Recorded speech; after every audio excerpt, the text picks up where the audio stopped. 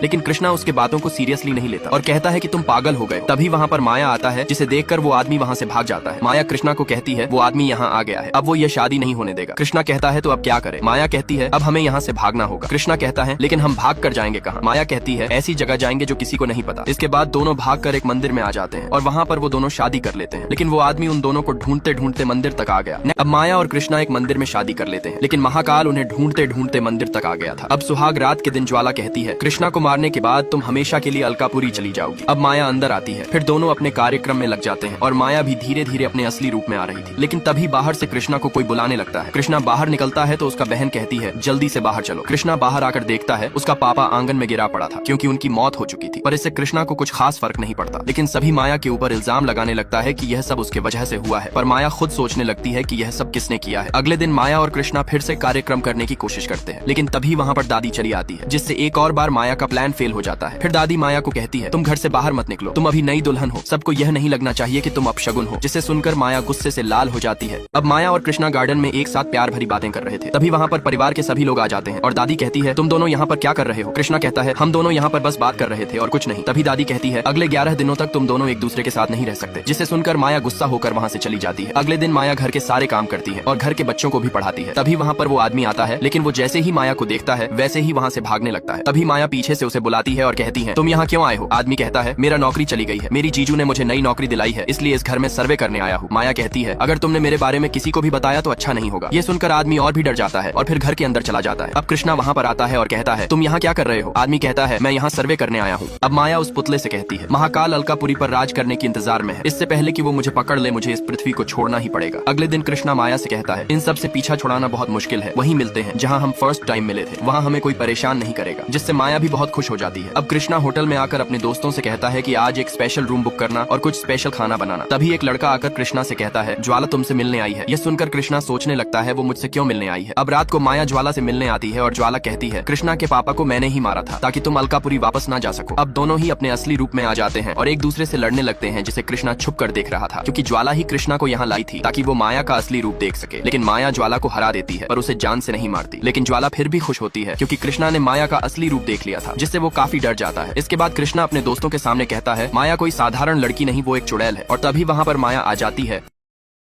अगर आपको हमारी वीडियो अच्छी लगे तो लाइक करके